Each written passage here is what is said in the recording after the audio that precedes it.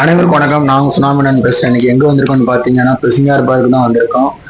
நம்ம தூத்துக்குடி மீன் ஏலத்தை பற்றி என்னன்னு பார்ப்போம் பிசிங்கார் பார்ல அப்படின்னு சொல்லி வந்திருக்கோம். இன்னைக்கு பிசிங்கார் பாரோட மீன்களை பார்ப்போம். அதாவது இது வந்து கருப்பு வாவல் மீனும் வாவல் மீனும் சேர்ந்துருக்கு, ரெண்டு மீனும் சேர்ந்துருக்கு. ரேட் அவங்க கூறிட்டு இருக்காங்க. ஐவாவல்னாலும் ரேட்டு வந்து ரொம்ப டிமாண்டாக தான் போகும். அதுவும் இல்லாமல் ரொம்ப டிமாண்டாக தான் ஐவாவல் வந்து கிடைக்கும். ரொம்ப வந்து ரேரான மீன்.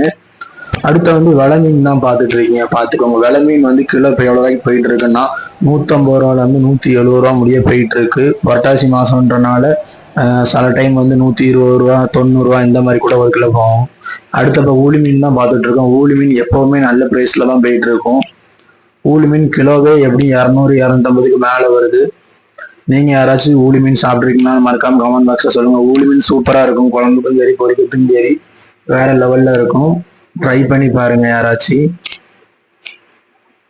இப்போ வந்து என்ன பார்க்கணும், வெள்ளை வாவல் மீனும் வாவல் மீனும் சேர்ந்துருக்கு. வாவல் மீன் தான் பார்த்துட்டு இருக்கோம். வாவல் மீன் வந்து என்னன்னு தெரியல, ஆனால் இந்த மாசம் கொஞ்சம் அதிகமாகவே பட்டிருக்கு. ஆனால் ரேட்டுகள் கம்மியாக தான் போகுது. அடுத்த வந்து நகர மீன் தான் பார்த்துட்டு இருக்கோம். நகர மீனை பாருங்க. நகர மீன் வந்து அதாவது ஒரு பாக்ஸுக்கு வந்து 4500 ரூபா 5000 சொல்லி கொடுக்குறாங்க. அதாவது ஒரு பாக்ஸு வந்து 48 கிலோ 55 கிலோ முடிய இருக்கும். அடுத்த கலைக்கா மீன் தான் பார்த்துட்டு இருக்கோம். கலைக்கா மீனை பாருங்க. கலைக்கா மீனும் அதே ரேட்டு தான் போயிட்டு இருக்கு ஒரு பாக்ஸு. யாருக்கெல்லாம் கலைக்கா மீன் பிடிக்குன்றதை மறக்காம சொல்லுங்க.